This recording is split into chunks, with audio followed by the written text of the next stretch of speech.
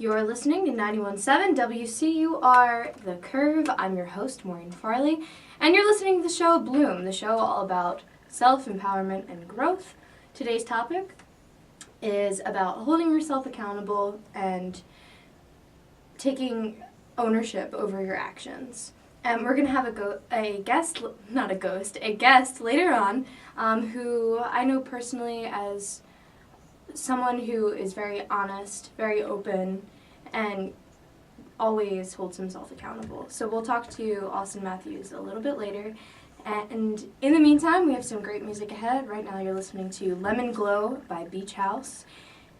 And again, you're listening to 91.7 WCUR The Curve.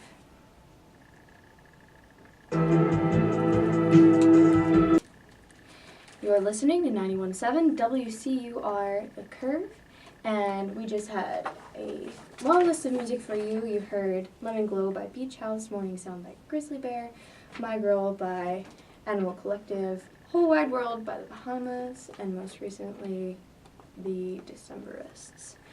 And right now we have a special guest with us. His name is Austin. Do you want to say hi?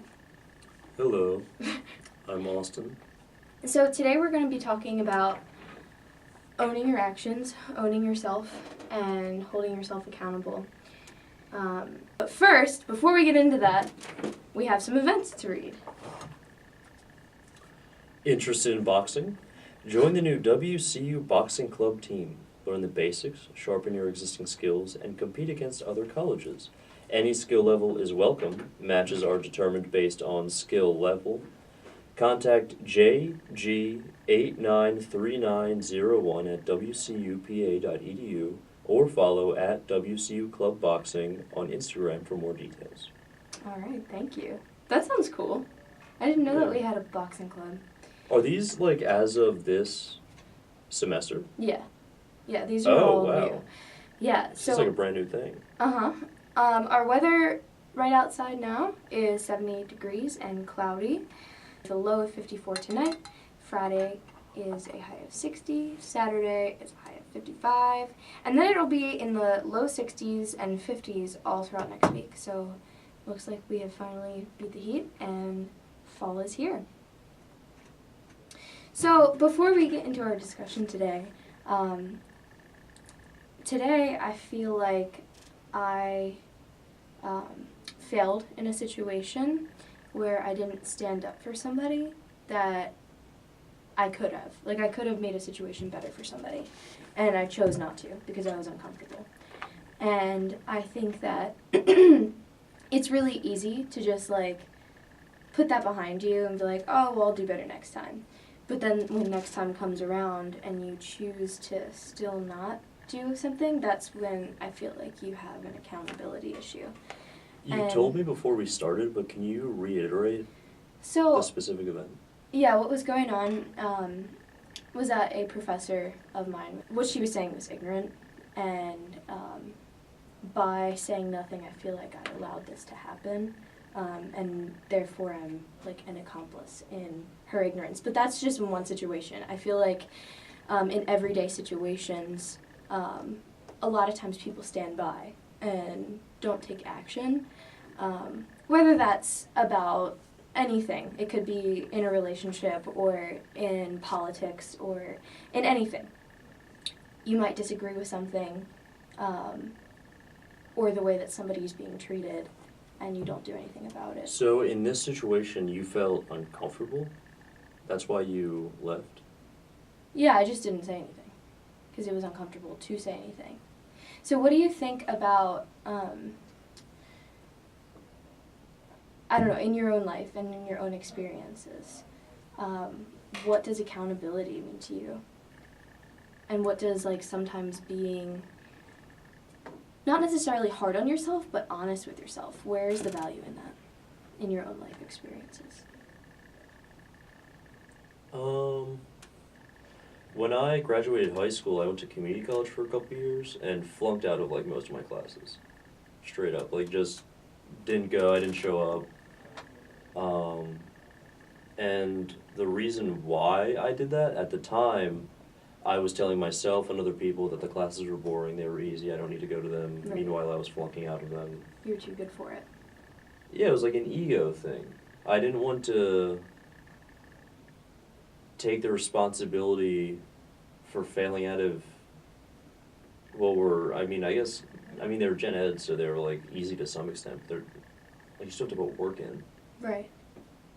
And I was like, oh, I'm smart, I don't need to do this. Da, da, da, da, da, da. And like pride got in the way. But I was lying to myself. And because I wasn't honest with myself, it became easier for me to be dishonest in my everyday life with other people. So, I mean, I don't want to use like the slippery slope because that's kind of But it is, in a way. I silly, think yeah. once you give It's like yourself... a gradual progression. Yeah, once you give yourself be Leeway, okay. Yeah, like what I'm doing right now, although I know it's not the right thing, this is okay. I'm not going to call myself out for it because either I don't want to change, or I don't know how to change, or I don't have the tools to change. I think it's easy to not look at yourself in a critical way. Yeah, and a big part of it was fear-based, too, because, I mean, self-reflection, like honest, deep self-reflection, kind of sucks. Yeah. Like, it's kind of scary. And you're, like, looking at parts of yourself that are not good. I remember recently we were talking about shadow self. Yeah. You actually were the one to tell me about the idea of the shadow self. Can you explain a little bit about what that is and what that means? Yeah, the idea comes from this guy named Carl Jung, who was an old school psychologist and went really into, like, he, like, overanalyzed a bunch of stuff. But he got this idea called the shadow self, which is pretty much saying that every person has a shadow self. And the shadow self is the darker part of you. It's the part of you that a lot of people pretend doesn't exist. Oh, I wouldn't do that. No, Right. I would never fight someone. I would never. I could never steal. Yeah, I would never steal candy Right. from a store. But like, on some level, you know that a lot of these things are in some cases possible because part of you is not good. Like, not everyone is wholly good, otherwise we live in a utopia. Right. Like, the reason that our world is imperfect is because every person... Has a dark side. Yeah, which is the shadow self. And if you don't come to grips with the fact that you have this darker part of yourself, you're almost failing to even put a leash on it. If you don't know it's there, it's going to do whatever it wants. So you can't control it unless you look at it. Yeah, you have to That's what you're acknowledge, saying. like... Because you might be doing things that you don't even really think about as being, like, mean. Right, and or just ignorant. So I think in my situation today, the professor wasn't trying to be mean. I think what she was saying was just ignorant, though. And why I didn't speak up was based in fear. She's my elder. You know, she is my teacher. Like, I can't tell her that she's wrong because I'm her student. You know, that could, you know, I could look like a jerk in the class. But you're still an adult. I could be overstepping, you know, maybe trying to speak to experiences that I've never had, you know, that kind of thing. And all of that fear of potential judgment or potential backlash was why I just felt uncomfortable and just put it out of my head. But by catching it, I know that maybe next time I can do something different, you know? Yeah. And I feel like a lot of people don't want to look at these things because they don't really want to change, you know? Well, it's because change is hard. Change is hard. Which is like, I feel like a mantra that is, you hear all the time. Change is hard. Right. The only thing constant is change. Like, that's, like, all the time you hear these things. But I really don't think, like, it's a really simple thing to say, but the meaning goes a lot deeper than that. Because change isn't like, I'm going to change now. Like, now Right. I'm this. Oh, now I'm not that, I'm this. No, like, it takes, like, takes consistent practice, effort. yeah. And you have to get more comfortable doing things. And constant awareness, too. Like, where am I today in relation to where it was yesterday? Have I grown? Have I taken a step back? And why? And you can grow, like, when I was in community college, I was growing in a very negative way. because I was, like, I would be dishonest with myself, and that kind of space in me that was dishonest would grow a little bit, it would stretch out, and then I would be a little bit more dishonest. I'd maybe like lie to a teacher or something like that. Right. And then I would be more willing to be dishonest. And then I was like, okay, this is pretty easy. Right. And suddenly you're like lying all the time. And it didn't get that far with me, but But it's I was it's definitely easy, like you said. It's not a as honest slippery as I should slope. have been. Yeah. Yeah. So how do you come out of that? I've known you for around 2 years now, and who you are today, I think, is vastly different from who you were. Well, if you make a mistake, you acknowledge it, and then you own up to the person who you wronged. Yeah. Like, you don't just... I did kind of like a bad thing to my... Like, at the end of all this 2-year shenanigans, I kind of like... Hurt a friend. Yeah, I hurt a friend pretty badly. And I was sweeping it under the rug a lot of the time and trying to come up with all these different justifications for like why I was doing what I was doing. And then it got to the point where I was like, this is just wrong. Like, my behavior is... I was just thinking one day, like, my behavior on other people is different because I'm carrying some shame with me. Yeah. And I wouldn't be behaving so defensively or so, like, out of nowhere aggressively if I weren't ashamed of something. What am I ashamed of?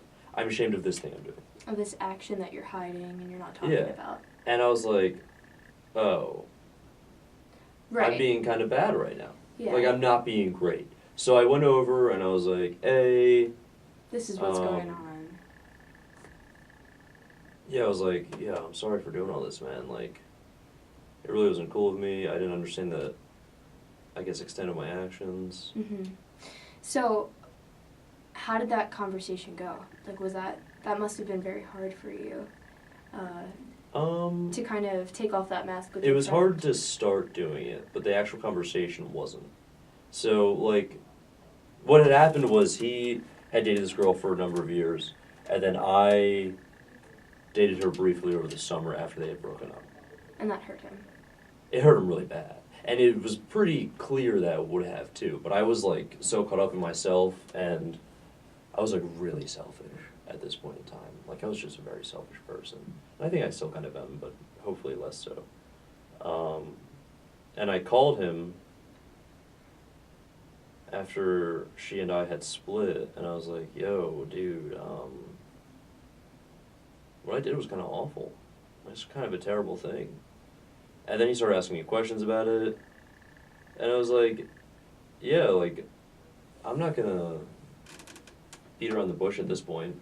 Like, I was all in at that point. Like, Yeah. I'd already thrown myself out there and been like, I'm sorry, I messed up. This is how I was feeling. And he was like, okay, well, here are some questions. And he started asking me questions about it, and I just answered them all truthfully. Right. Why did you do this? Did you think of me? Did you feel bad? Yeah. Right. Right, and so by holding yourself accountable, you invited this difficult conversation to happen, but ultimately, it saved your friendship, for sure. Yeah, we're closer now than we were. And it also let you look into yourself for a little bit and say, wow, what Yeah, that was a turning point for me. caused me to be able to do this? Well, that was 2 years ago. So if you think about, like, my progression as a 2-year downward slope, I'm 2 years from that low point. So Right. hopefully I'm a little bit higher than I was 4 years ago. Yeah. In terms of my own... Do you feel like you are? Yeah, I guess. Yeah. I think, so one of the reasons why I wanted you for this episode is because I think that you are one of the most self-disciplined people that I've ever met. You get Meet more angry. people. You get angry at yourself when you've wasted 15 minutes. And I think that that's very valuable in a person because it allows for growth and it allows for just getting better and becoming a better person. But that's all because you hold yourself accountable to that standard that, you know, I'm not a person who wastes time. I'm not superficial. I'm not lazy. I'm not any of these things. So let me prove to myself that I'm not any of these things. That means that I should be, you know, going to the gym. I should be studying. I should be doing whatever it is that makes you feel like you're not these things. Yeah, what I tell myself is that,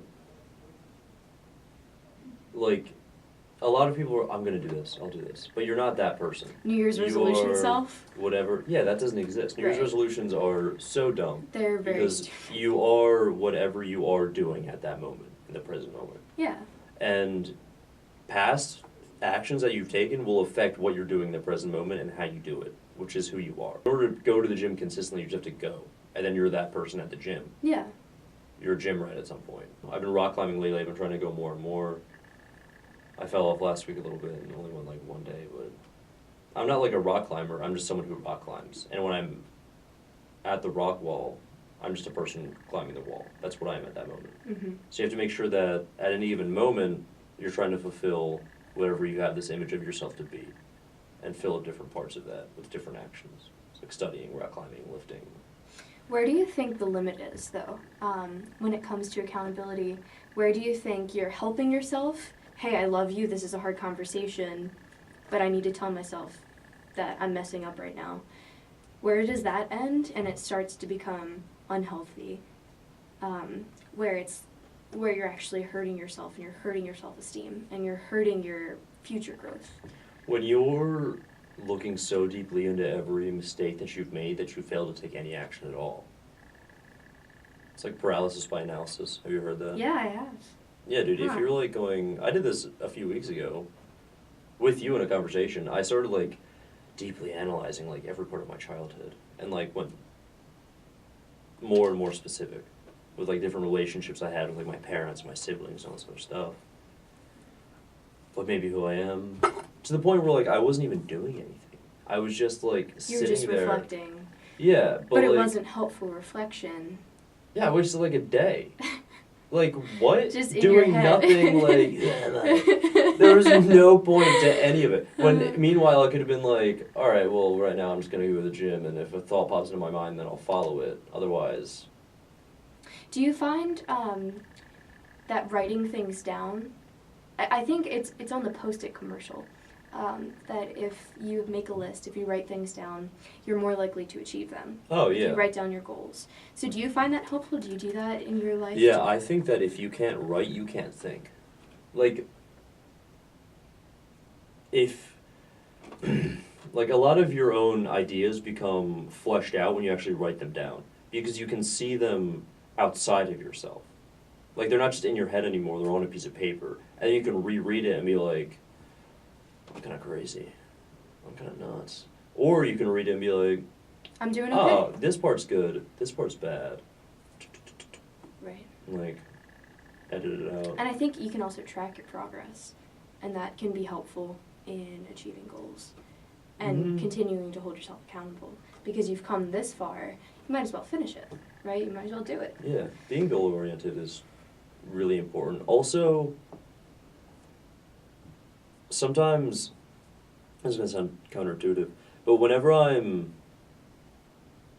trying to achieve something new, like I'm studying, or I'm doing like a new project, or I'm doing some new physical pursuit, I lose track of the goal while I'm actually doing the action. So I'm very goal-oriented until I start whatever it is I'm doing. So for rock climbing for instance, I want to get this new, like there's a problem, like a certain climb on the wall that I have been trying to get, and I haven't gotten it yet. When I'm actually doing it, I'm thinking about the end result, but I'm not thinking of the fact that I'm going to complete it. I think of the fact that I'm doing it right now, and I almost enter like a trance, where I'm like, okay, Yeah. this is what's my next move? What's immediately in front of me? And then I get off the wall, and I'm like, oh, I gotta finish this. Yeah. And that helps me complete it pretty well. That helps me make realistic progress without pushing myself to insane lengths. Yeah. So I think, to summarize and what it comes down to, you have to find a balance, as in anything, a balance, because if you're not holding yourself accountable at all, it's unlikely that you will grow at all, achieve your goals, become a better person, become what you want to be. Mm-hmm. But if you are too focused on the end result, you're going to miss all the steps in the middle. And that's where the real growth happens. Yeah, the end result being like reflecting or whatever goal it is you have and trying to prepare for that. All right, well, thank you very much, Austin. You are listening to 91.7 WCUR The Curve. We have a couple more songs for you today, and then that will be the end of our show. I hope you feel inspired to hold yourself accountable. Dust off that notebook where you wrote your New Year's resolution and do it. You only have a couple months left in 2018, which means that I have to just don't make resolutions. I have to sign up for Spotify Premium because that was my New Year's resolution way back in January. You're listening to 91.7 WCUR The Curve.